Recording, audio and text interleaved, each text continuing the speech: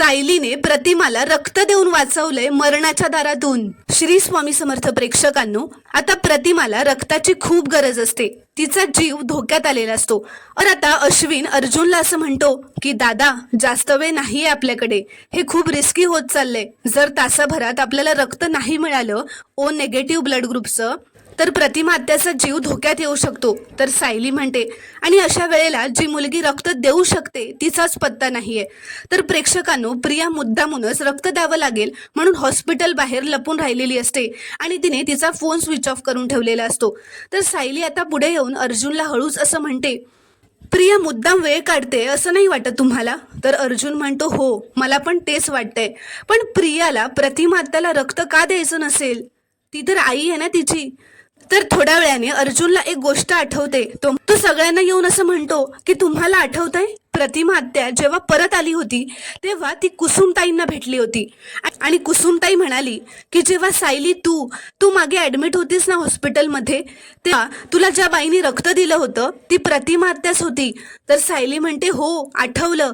तर रविराज म्हणतात म्हणजे प्रतिमा आणि सायलीचा ब्लड ग्रुप मॅच होतोय? तर अर्जुन म्हणतो येस। तर सायली म्हणते हे आपल्या आधी लक्षात कसं आलं नाही? आपण वेड्यासारखे प्रियाची वाट बघत बसलो होतो, पण खरं तर मी प्रतिमा आत्यांना रक्त देऊ शकते। तर आता अश्विन म्हणतो हो सायली वहिनी, चल आपण पटकन तुझा ब्लड ग्रुप एकदा चेक करूयात आणि लगेच तुझं ब्लड घेऊयात। तर आता सायलीचं रक्त घेतलं जातं आणि लगेच प्रतिमाला चढवलं जातं, त्यामुळे प्रतिमावरचा धोका टळलेला असतो आणि प्रतिमा वाचते। तर आता प्रिया हे सगळं त्या हॉस्पिटलच्या रूमच्या बाहेरून बघत असते आणि मनातच असं म्हणते मी वेळ काढला त्याचा उपयोग झाला, आता कोणालाही कळणार नाही की मी ओ नेगेटिव्ह आहे असं म्हणत आता ती हसतच तिथून निघून जाते।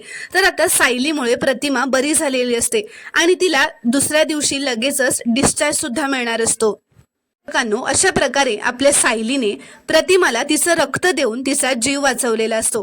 आणि आता भागात अर्जुन प्रियाचं सत्य सगळ्यांसमोर आणणार का, तो शोधू शकणार का, हे पाहणं खूपच रोमांचक ठरणार आहे। ते आपल्याला पुढील भागांमध्ये पाहायला मिळेल। त्यासाठी चॅनलला प्लीज सबस्क्राईब करा आणि व्हिडिओला एक लाईक नक्की करा।